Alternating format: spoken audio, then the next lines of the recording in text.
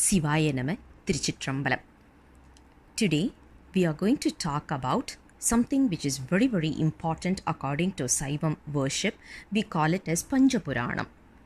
Pancha Puranam usually is sung during all our puja time in the temple or even in our house.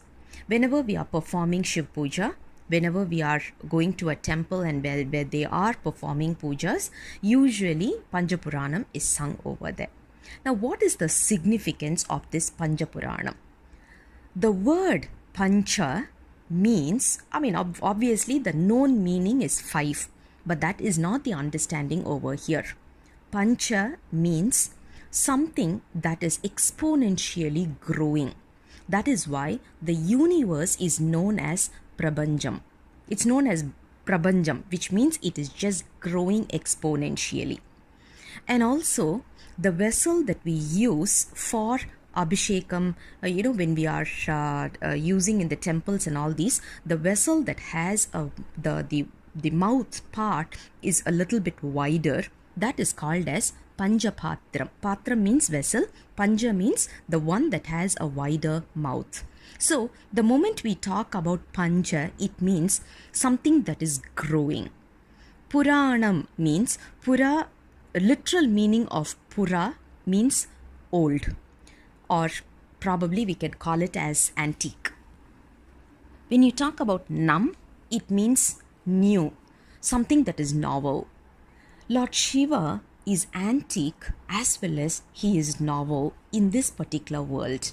We are able to see that whatever is the latest that we are able to see, he is even more latest to it. When we talk about an antique, he is even more antique to that. So, when we talk about Lord Shiva's praise and we start singing his praises, those were termed as Pancha Puranam. Now, when you talk about the way how Vedas are chanted in the temples, usually because of lack of time or because of rushing for some other pujas and all these, sometimes we may have a little bit of a limitation in terms of the time. At that point in time, what the priests will do is they will take 5 slokas which has got around 50 letters and they will chant those. That is considered to be equivalent of chanting the entire Veda. That is the same logic we started applying for Tirumurai as well. The 5 verses that we are talking about is not just exact count of 5, but we talk about 5 variations or 5 varieties. What are those varieties? The first one is basically called as Tirumurai, which is Tirupadigam. From the first Tirumurai all the way to the 7th Tirumurai, one song from there is taken. We call it as the one that can be sung with in the format of pan. We do have something called as pan, similar to raga, right? We do have something called as pan, and when we are able to sing in that pan, it is called as the first variety or the first variation. The second variation is something that there is no pun for it, so there is no particular format for singing. Rather, it is up to us. If you want to just read it in a plain text, you can do it. Or if you want to have some other tune to it, and if you just want to hum in some other manner, you can still do it. The third variety is called as Isai Pa. This is typically taken from the 9th Tirumurai. There are 28 padigams and all the 28 padigams fall under this particular variation or the variety called as Isaipa. And there is one variation which is called as Tirupallandu. There is only one padigam in the 9th Tirumurai and there are 13 verses in that Tirumurai, in that particular padigam, and this is the 4th variation. And the last one is to sing praises about the devotees of Lord Shiva, which is called as Periya Puranam, which is the 12th Tirumurai. So the 5 variations is what we call it as Pancha Puranam, not just 5 simple verses alone.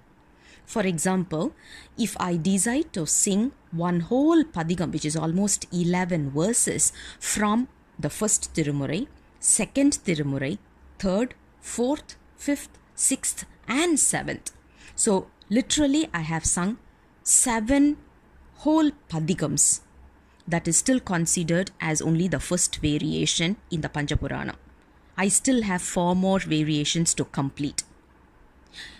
The second variation, as I said, which we call it as Iyal Tamil, which means it cannot be sung. There is no proper way to sing. It is up to us to sing in our own way. 8th Tirumurai, 10th Tirumurai, as well as 11th Tirumurai falls under this. So I can decide to sing one whole padigam from 8th Tirumurai, one whole chapter from the 10th Tirumurai, and one whole chapter from the 11th Tirumurai. It is still considered as the second variation in the Pancha Purana. Now the third variation, as I said, Thiru Isai Pa.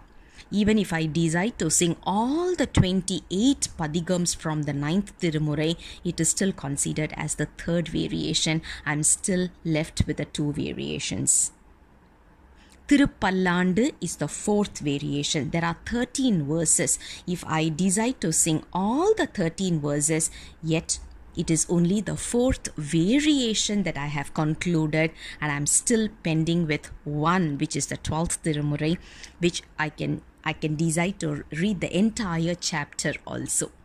So it is not necessary that it is only 5 songs, individual verses. Obviously, due to lack of time, we are just reading one single verse. But eventually, when you look at it, even if you end up reading all the 12 Tirumurais, one padigam from each and every Tirumurai, you are still fulfilling the Pancha Puranam category, because it is going to be taken as the variations and not just literally 5 songs. Right? So this is a small introduction about Pancha Puranam. Sivaya Nama, Tiruchitrambalam.